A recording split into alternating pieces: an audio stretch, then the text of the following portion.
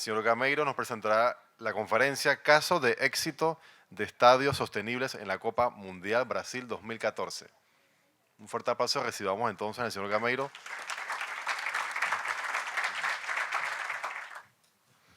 Buenos días. Estamos hablando un portuñol parecido con español. Pretendo hablar da melhor forma possível, esparcito. E se não me entendes, por favor, me perdoe por não falar tão perfeitamente. Vamos falar da Copa do Mundo. E para brasileiro não falamos mais de futebol, porque não jogamos mais, não? E vamos falar dos estádios que lo construímos para que os outros países vão em Brasil e lo ganhem a Copa do Mundo em território nacional.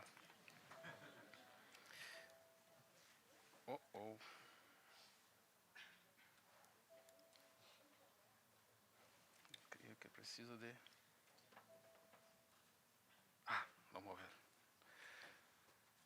A agenda que pretendo cobrir hoje é falar um pouquinho da certificação LEED, porque ela cresceu tanto em território brasileiro, a situação atual do LEED em Brasil, o impacto ambiental da indústria na construção brasileira é muito grande e pelo que vi nas apresentações até agora, é o mesmo acá.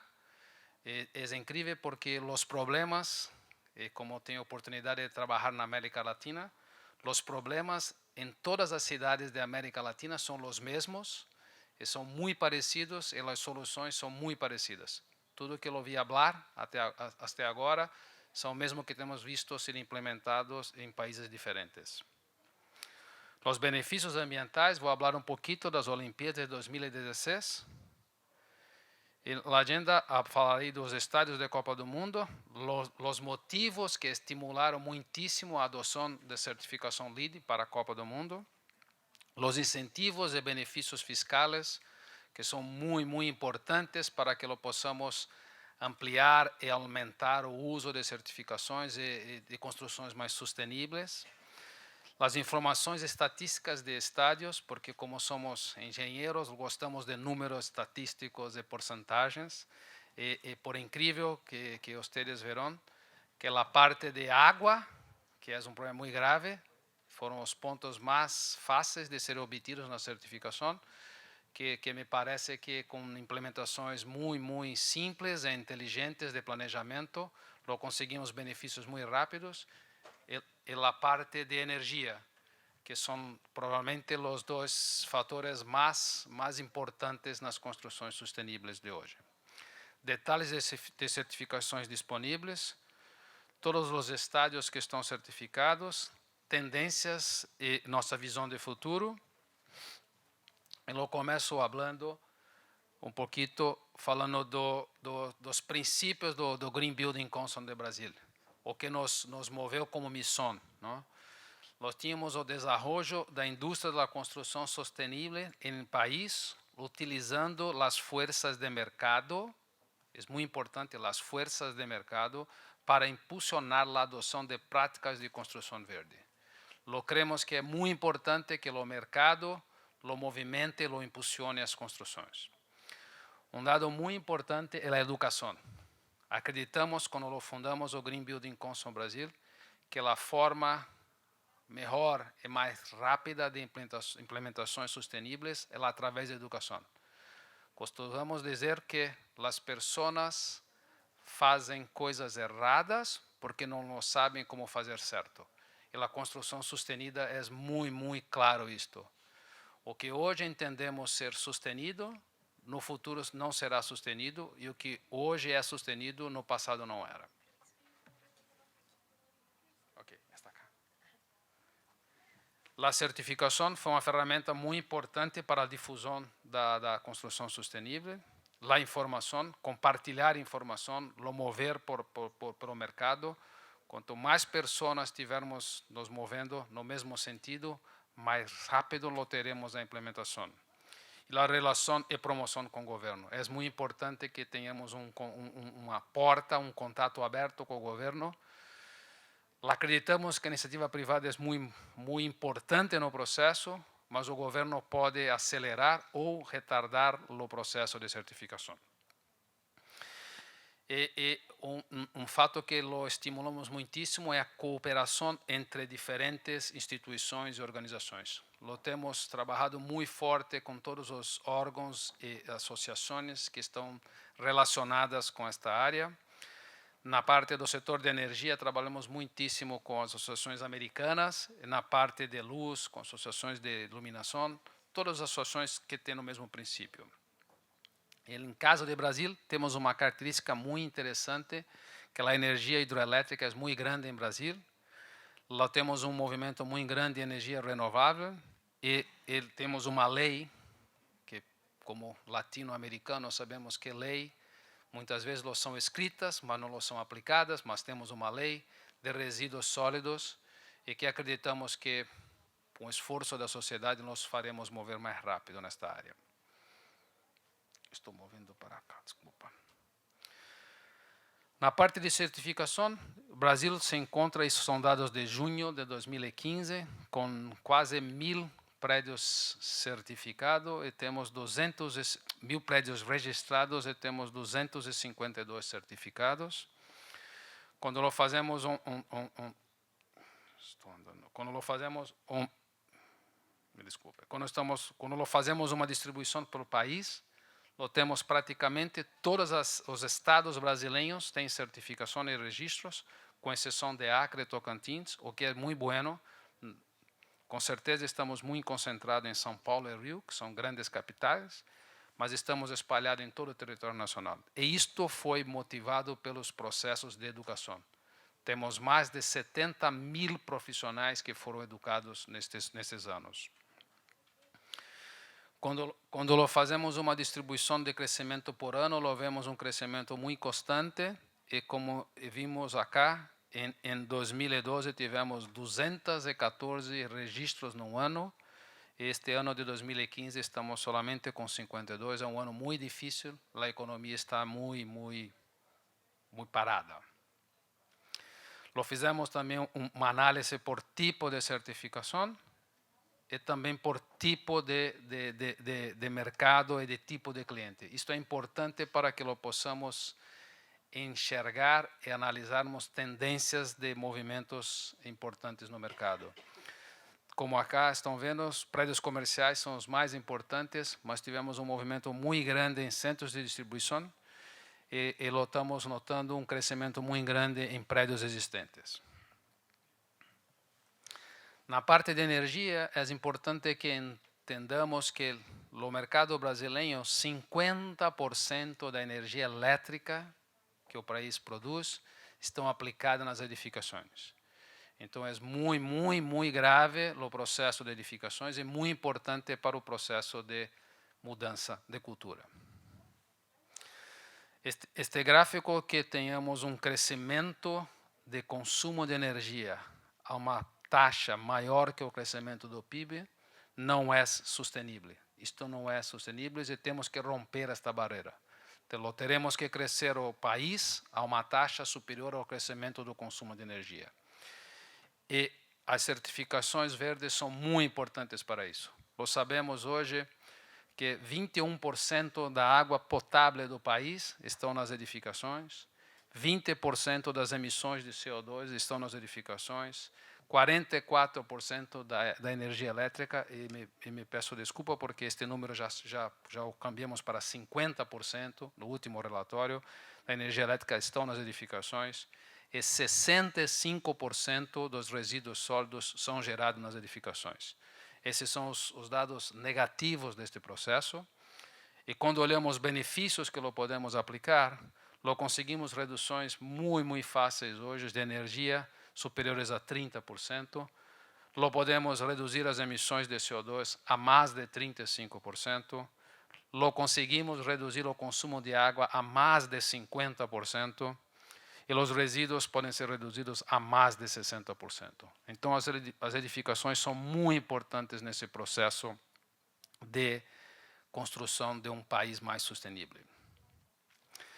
De Olimpíadas, vou falar um pouquinho dos dados que estão disponíveis, porque muitos dos registros ainda são confidenciais. Na Olimpíada teremos 4 regiões, e a região onde teremos mais arenas, esta região que é o antigo autódromo de Jacarepaguá, na Barra da Tijuca. Acá temos a Vila Olímpica, que estão vendo. Esta Vila Olímpica está em busca de uma certificação Neighborhood, já está em sua segunda fase, está muito adiantada e me parece que terá intento. E é uma área muito importante porque teremos um grupo muito grande de visitantes acá. Todas as arenas que vocês estão vendo, todas serão certificadas, todas já estão no processo. E acá, por uma curiosidade, é importante que entendam que as arenas terão uma fase antes de Olimpíada, uma fase de Olimpíada e uma fase pós-Olimpíada. Eu não lo sabia, mas a necessidade de iluminação e de ar-condicionado nos estádios para contemplar as exigências de uma Olimpíada são muito, muito diferentes. O mesmo estádio, na época de Olimpíada, terá como 50% a mais de iluminação e 50% a mais de consumo de ar-condicionado. Então, teremos uma fase antes, durante e posterior. E isto está dando um trabalho muito grande para os projetistas para que lo possam desenvolver mecanismos que sejam adequados para um processo antes, durante e posterior. Como eu falei, temos o Centro de Treinamento Paralímpico, a Vila Olímpica e a Paralímpica para mais de 14.000 atletas. Lo passamos para a Copa do Mundo e, como vocês sabem, tivemos em Brasil 12 estádios em diferentes locais de Brasil. E como algumas pessoas dizem, em locais que não jogamos futebol, mas temos um estádio, não? E lo conseguimos mover muito rápido este processo, porque falamos com FIFA no processo de construção da campanha brasileira, e lo conseguimos convencer o Comitê Organizacional Internacional que seria muito importante para a FIFA ter uma Copa do Mundo sustentável. E isto sai nos cadernos de encargos da Copa do Mundo, e com o apoio de incentivos fiscais do governo brasileiro, lo conseguimos que todas as arenas lo buscassem a certificação. Então, todas lo buscaram a certificação, que foi um processo muito, muito interessante. Então, tivemos requerimentos prévia aprovação do desenho da FIFA, elementos sustentáveis de projeto, requisitos de inspeção e extrapolação, as condições especiais de financiamento, com limites de valores, com taxas de interesses muito, muito atrativas e com prazo, um prime de pagamentos muito estendidos. Isto foi fundamental para que lo conseguíssemos que todos os estádios fossem certificados. Lo tivemos também isenção de impostos, todos esses estádios tiveram isenções na compra de materiais, o que estimulou muitíssimo a certificação. E acá, dos 12 estádios, já temos 8 certificados, e este processo continua para algum deles. Todos buscaram a certificação de novas construções. E acá, apresento um dado estatístico que gastaria um pouquinho de tempo para que possamos analisar e tentarmos tirar algumas conclusões disto. Lo separo em todos os tipos de créditos possíveis e nas cores verdes lo marco o percentual médio obtido do crédito. E acá, como podemos ver, em sítios sustenidos tivemos como na média de todos os estádios 64,5%. Do total de créditos, 64,5% desses créditos foram obtidos. O que nos mostra que este crédito de sítios sustenidos foi um crédito muito, muito importante para o crédito da certificação. O que me chama a atenção é o estádio do Grêmio, que teve 26 créditos do total de 26. E por isso que lo marquei em verde. Quando lo passamos para a eficiência de água, notamos que foi os créditos com maior incidência de obtenção. Estamos com 82,3. Vocês estão mirando perfeitamente. o que lo mostra que foi muito forte o trabalho das equipes de projeto na busca de soluções de uso mais eficiente de água. O que me mostra também que quando as pessoas lo trabalham de forma inteligente, lo conseguem ganhos de consumo de água muito interessante. E para que vocês saibam, hoje em Brasil estamos com uma crise hídrica, talvez a maior crise hídrica de sua história. Em São Paulo, onde temos 22 milhões de habitantes, estamos na iminência de termos uma crise de falta de água potável para os habitantes. E como vocês podem imaginar, 22 milhões de pessoas. E uma crise de falta de água é uma coisa gravíssima. Então, teremos que mudar nosso comportamento, ou lo mudaremos porque lo queremos, ou lo mudaremos porque o mercado, o mundo lo fará que nós mudemos. Então, água é dado muito interessante e apoio muitíssimo o trabalho que vi de vocês acá e digo que com movimentos de pouco investimento lo conseguimos eficiências de água muito interessantes.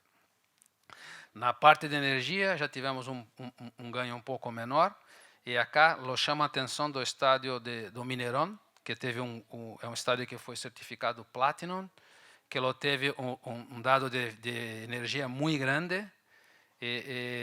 Falarei um pouquinho mais desse estádio um pouco mais para frente. E é um caso muito interessante na parte de projeto. Muito triste para os brasileiros, porque o jogo da Alemanha foi no Mineirão. Mas como estádio, é um estádio muito interessante, com muitos recursos, e para as pessoas que militam nesta área, lo indico como um caso de sucesso muito interessante. Na parte de qualidade ambiental de ar, não sei porquê, mas a quantidade de pontos foi muito baixa, foi a mais baixa de todos os créditos obtidos. Não sei se as equipes de trabalho já estavam cansadas ou o que o levou para isto não ficou claro para mim. Solamente como um dado estatístico. E quando lo vamos para a inovação, notamos com um crédito muito importante para os estádios e os créditos regionais, que também são créditos adaptados para as realidades dos países. E como tem acá em Panamá, créditos específicos para Panamá, temos créditos específicos para Chile, Argentina, Brasil, e os grupos de trabalho dos GBCs locais são os responsáveis por estes créditos e que são uma adaptação interessante para o mercado. Quando movemos para as arenas, lo passamos para a Arena da Amazônia, que é uma arena, me desculpe, é uma arena certificada. O que temos de interessante acá nesta arena é que ela tem uma cobertura translúcida muito bonita e que lo permitiu uma ventilação natural muito interessante, que permitiu também um uso muito interessante de água de chuva para irrigação do campo. E foi um outro crédito muito grande para esta arena em especial. E vocês conhecem muito bem o clima de Manaus, porque estamos numa região muito próxima. A umidade e a temperatura é muito alta. Então, ventilação natural, de alguma forma, contribuiu muitíssimo para o conforto. Quando nos movemos para a Arena de Pernambuco, o que me chama a atenção acá foi a utilização de materiais reciclados. Tivemos como 87% dos materiais reciclados e com uso de cimento com 30% de material reciclado. Muito interessante, porque isso reduz muitíssimo os resíduos sólidos. Neste estádio temos uma planta de energia solar com 3.652 painéis solares fotovoltaicos, que geram ao redor de 17% do consumo de energia do estádio.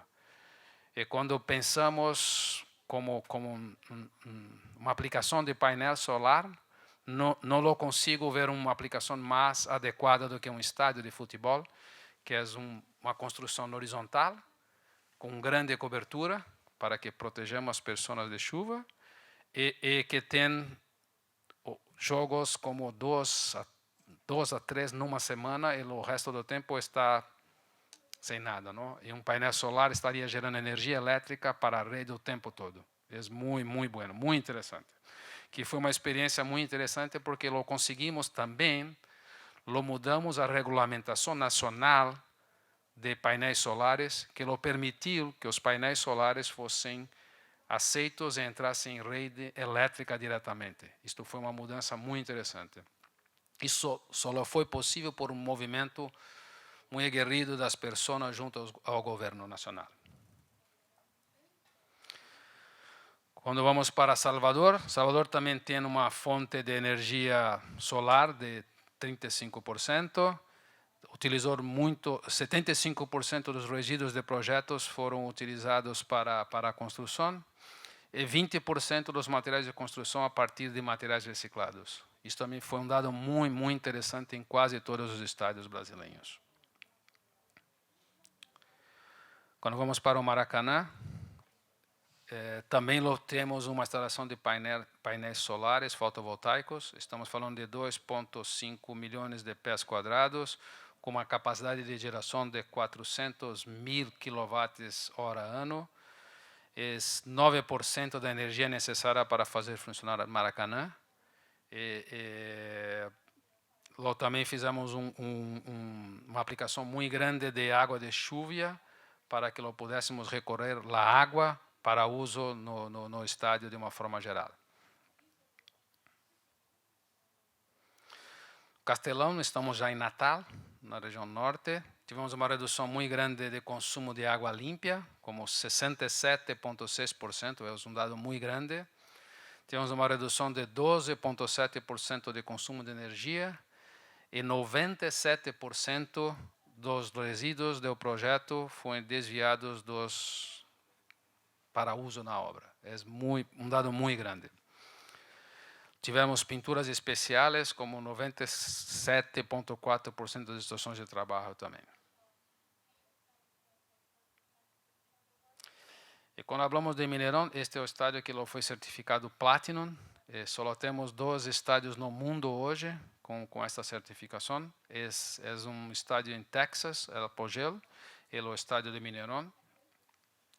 E vou falar alguns dados interessantes desse estádio. Temos como quase 6.000 painéis fotovoltaicos com potencial de 1,4 megawatts ano. E esses painéis estão conectados diretamente na rede, gerando energia o tempo inteiro. E o estádio recebe a energia da rede. Então, em realidade, o estádio está recebendo receita, mesmo quando o estádio está sem utilização. Foi muito interessante este projeto, tem umas fotos mais à frente que mostram isso. A superfície de aproximadamente 20.000 metros quadrados. É um estádio numa área muito antiga de Minas Gerais, muito interessante. E mais de 90% dos resíduos foram reutilizados dentro da obra. É um dado mais ou menos constante nos estádios, a preocupação com água de chuva, resíduos, e alguns dos estádios aplicaram painéis solares para a redução de energia. Sistema de redução de água, como lhe falei, como 18.000 litros por dia de água, é muitíssimo. Personalmente estive neste estádio, o estádio está muito bonito, é muito agradável, a temperatura, os painéis. Está aqui uma foto do estádio com a tecnologia solar. Esta é uma outra foto que ela mostra a cobertura translúcida, que é muito interessante, que lo protege as pessoas, mas lo mantém muito iluminado. E aqui temos os tipos de painéis, que são um pouco diferentes por aplicação.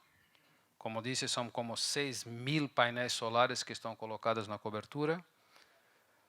Na parte abaixo temos toda a subestação elevadora que lo conectamos na rede, que é uma coisa que não fica visível para as pessoas, mas é muy interesante porque estás conectando un estadio solar a uma rede elétrica e tu tienes toda uma proteção em relação a isso.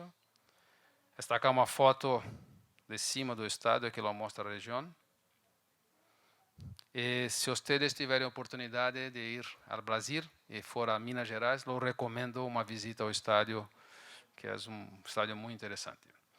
Na parte de tendências, que nós costumamos dizer em Brasil que estamos muito preocupados na operação e mantenimento eficiente, porque mais do que construir um prédio sustenido, é o manter eficiente pela vida. E lo dizemos isto porque estes são dados de edificações, que falamos de um edifício com 50 anos de vida. Se pegamos todo o investimento que lo fazemos em 50 anos de vida, estamos falando que na fase de projeto e construção, estamos gastando ao redor de 15% do investimento. E na operação e na adaptação, estamos gastando 85% do investimento. Então, quando estamos preocupados em fazer um investimento inicial um pouco mais barato, e por acaso economizamos 10%, estamos economizando 1,5% do investimento ou do gasto na vida da edificação. Se esse 10% representar um aumento no consumo de 5%, estaremos gastando 4,5%, 4,3% a mais. Ou seja, é muito importante e as pessoas estão cada vez mais entendendo que é crítico construir um edifício sustentável, mas é muito crítico manter sustentável pela vida. Diríamos até que é mais crítico hoje manter sustentável pela vida do que construir. E que lo vemos de tendência são novas construções com certificações que continuarão crescendo e a certificação New Construction Core and Shell continuam crescendo muitíssimo. Lo vemos movimento muito grande nas certificações existentes e lo estamos tentando cada vez mais que lo movemos para certificações existentes, porque cidades como Panamá, São Paulo, Montevideo, Cidade do México, as edificações existentes são em número muito maior do que são as que são novas, e esses espaços estão disponíveis e com investimentos menores lo conseguimos manter mais sustentáveis. Lo temos que assegurar e trabalhar muito fortemente, lo manter que os edifícios que são construídos sustentáveis se mantenham eficientes e sustentáveis pela vida. É dado muito importante. E lo vemos uma revolução muito grande na indústria, em novas tecnologias. E hoje, o que falamos de um produto muito eficiente, nos próximos 3, 4 anos não lo será mais, porque teremos inovações chegando ao mercado. Já temos projetos eficientes no mercado europeu, que lo garantização que os produtos serão mais eficientes. E acá, escutei muito dos mini splits com inverter, um processo que se mostra muito eficiente no mercado americano, no mercado europeu, é a etiquetagem de equipos e que o governo estabeleça uma eficiência mínima de equipo por ano e lo vamos evoluindo ano após ano. Se tu imaginas, a economia americana lo move a cada ano o patamar de eficiência como 10 a 15% e toda a economia se movimenta igualmente. Então, o que o governo faz basicamente é direciona e a indústria se movimenta. Temos o Standard 189, que é um standard que vai virar código de obras nos Estados Unidos, que está baseado nas etiquetagens e certificações. La 90.1, que é a norma de eficiência, que estamos falando que a versão de 2013 será como 50% mais eficiente que a versão de 2004. Em caso de Brasil, lo conseguimos junto ao governo, junto à USGBC, que o Procel Edifica.